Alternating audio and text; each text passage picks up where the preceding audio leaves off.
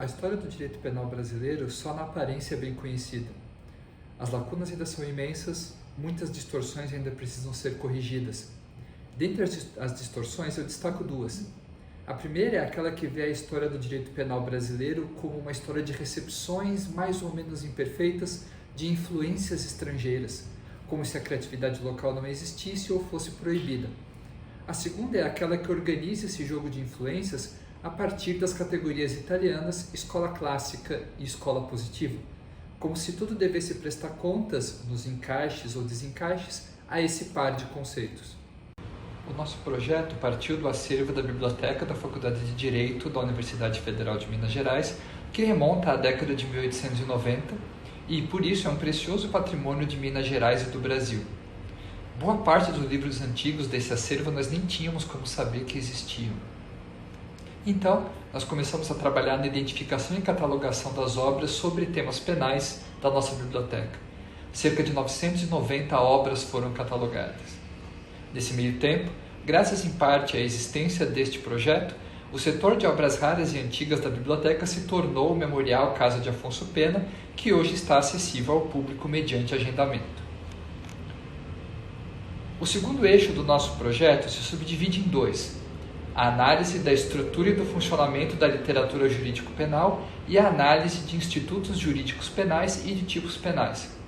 Vejamos alguns exemplos de resultados desse eixo. Escola clássica era uma expressão empregada pelos adeptos da dita escola positiva italiana para se referir a uma corrente de pensamento que se caracterizaria por um raciocínio jurídico pouco afeito à empiria, que pressupunha um sujeito de direito geral e abstrato e cuja missão histórica, já esgotada, teria sido afirmar os direitos do indivíduo. Todos esses elementos se articulariam em um discurso jurídico profundamente construtivo, reformista, que se dirigia prioritariamente ao legislador, em um momento em que, na Península Itálica, ainda estava em construção a unidade jurídico-penal através de um código com feições modernas, código que chegaria em 1889. No Brasil já existia um Código Penal unitário de prestígio desde 1830. Não por acaso, grande parte da literatura jurídico-penal brasileira do período imperial é feita de comentários a esse código. Não havia, portanto, uma literatura centrada especificamente nas reformas, embora as críticas dos juristas aparecessem. O que havia de traços da dita escola clássica nessa literatura não formava um todo coerente.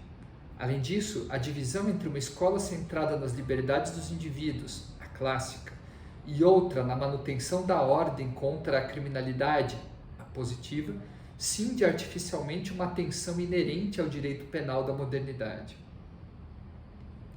E os nossos juristas não se limitaram a sofrer influências do exterior.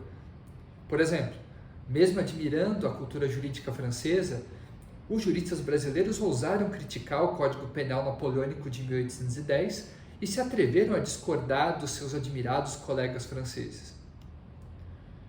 Corrupção no século XIX. Em todo o Ocidente, a regulamentação da responsabilidade dos ministros de Estado foi cheia de percalços e, sem esperar pela influência estrangeira, o Brasil foi um dos primeiros países a detalhar em lei a responsabilidade dos ministros. Em suma, o nosso projeto, no seu eixo número 1, deixou sua contribuição social ao colaborar para a preservação de um importante patrimônio e, portanto, para a memória de Minas Gerais e do Brasil. E no seu eixo número 2, sanou uma série de lacunas e distorções historiográficas. Em ambos os casos, nós conseguimos contribuir para um conhecimento mais preciso do passado do direito penal brasileiro, o que é um passo necessário para que, por meio da comparação, nós entendamos melhor os contornos do presente nesse tema tão crucial da esfera pública contemporânea.